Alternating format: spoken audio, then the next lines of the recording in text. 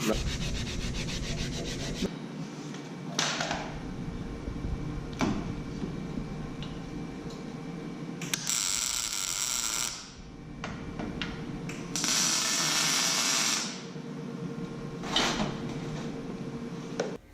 hey guys, we are here at High Speed Motorsports, and I want to give you guys an update on my car because it's been a while, but it's changed a lot. So, a lot of the caging has been put in, so High Speed does basically everything. There are tons of winter projects.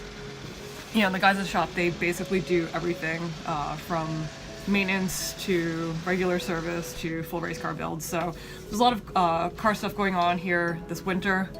We've got a couple of NASA cars, a couple of SCCA cars. There's a Grid Life Time Attack Mini here.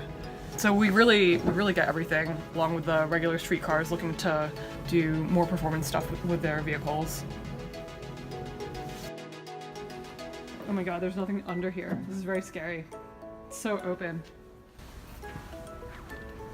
Makes it real easy. Take the motor in and out. We're not taking the motor out. One little Frank thinks we should. This is the start of the manual conversion.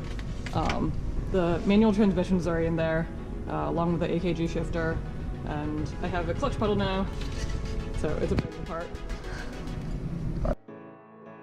Okay, so we're gonna take a quick look at my cage.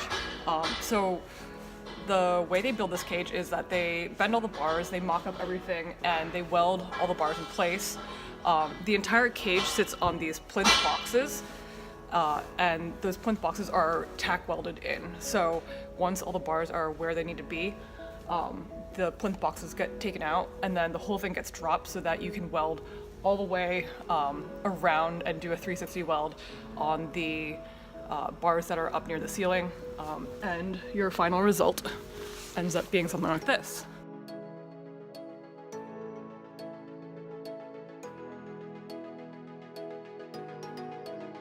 Okay, so the way we're gonna make the seat lower is these are the factory seat mounts, and there's usually two of these, and your seat mount just bolts right to that, and then you bolt your seat to it. We want to get a little bit lower in the car. There's a lot of benefits for that, center of gravity, and just, you know, you get a better feel for the car. So what we actually do is we remove the factory seat mounts here. And then they fabricate a new one, which is probably lowers you another inch, but it's pretty popular. And I think just about all the cars here do that. So that's what we're gonna do to try to get the seat a little bit lower. Getting in.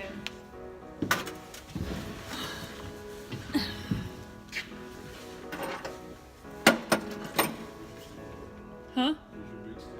My big steering wheel is here. Thanks. It's very large. I can't see over it. For you and ice cream. Where's your helmet? I didn't bring it. You didn't tell me to bring it. You're getting... Okay, I'll go get my helmet. You have it for real? Yeah! Oh, we're talking. 3 things that you're looking for when you do a race car seat fitting are that your helmet fits, so always try it with your helmet and with the seat that you plan on using. You also want to make sure that your feet reach all the pedals and you can push them in all the way. And then you want to make sure that you can reach the steering wheel. We usually try to have the steering wheel with your arms fully extended hit right about where your wrists are, so you have a little bit of give in your elbows.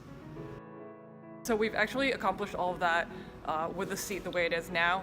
We're going to lower it using the method that I described earlier.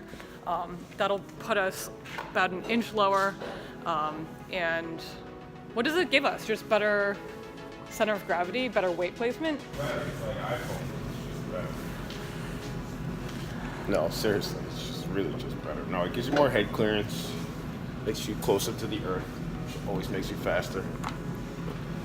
That's all, nothing else. I'll probably be back up here next week doing some more stuff on my car.